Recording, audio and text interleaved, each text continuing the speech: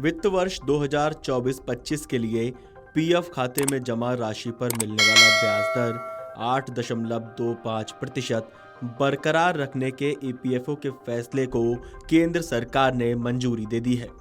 इससे पहले कर्मचारी भविष्य निधि संगठन के सेंट्रल बोर्ड ऑफ ट्रस्टी ने 28 फरवरी को मीटिंग में ब्याज दर को 8.25% बरकरार रखने का फैसला किया था। वहीं इससे पहले वित्त वर्ष 2023-24 के लिए ब्याज दर को 8.15% से 0.10% बढ़ाकर 8.25% किया गया था। वहीं 2022-23 में 8.10% से 0.05% बढ़ाकर 8.15% किया गया था। चलिए अब आपको बताते हैं कि पीएफ अकाउंट में किस हिसाब से जमा होती है राशि।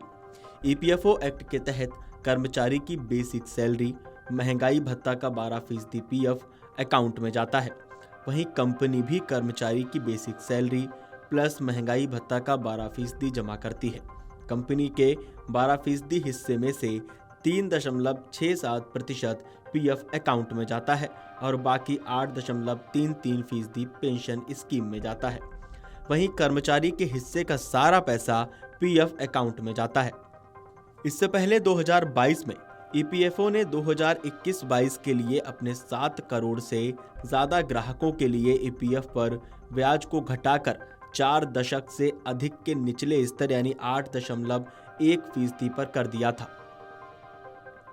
2020-21 में ये ब्याज दर 8.5% थी। इससे पहले साल 2020-21 के लिए ईपीएफ पर 8.10% ब्याज दर 1977-78 के बाद से सबसे कम थी। उस वक्त ईपीएफ ब्याज दर सिर्फ 8% थी।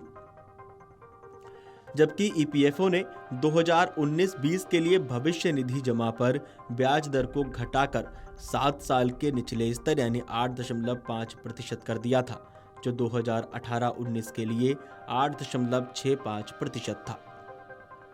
ईपीएफओ ने 2016-17 में अपने ग्राहकों को 8.65% और 2017-18 में 8.55% ब्याज दर दी थी। 2015-16 में ब्याज दर थोड़ी ज़्यादा यानी 8.8% थी।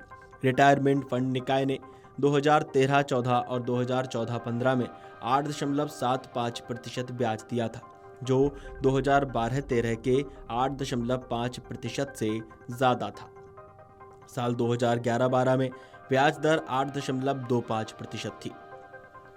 चलिए अब ईपीएफ से जुड़ी कुछ अहम बातें जान लेते हैं। ईपीएफ पर ब्याज दर हर साल बदली जाती है। सरकार की मंजूरी के बाद ही ब्याज खातों में जोड़ा जाता है। ईपीएफ का पैसा सुरक्षित निवेश ऑप्शन माना जाता है। ईपीएफ धनराशि चेक करने के लिए उमंग ऐप या ईपीएफओ की वेबसाइट का इस्तेमाल कर सकते हैं। कैसे तय होती है ईपीएफ ब्याज दर, चलिए जानते हैं। ईपीएफओ की सेंट्रल बोर्ड ऑफ ट्रस्टीज यानी सीबीटी ब्याज दर पर फैसला करती है और फिर इसे वित्त मंत्रालय के पास मंजूरी के लिए भेजा जाता है। जब सरकार इस पर सहमति दे देती है तब ये ब्याज ईपीएफओ ग्राहकों के खातों में जमा कर दिया जाता है।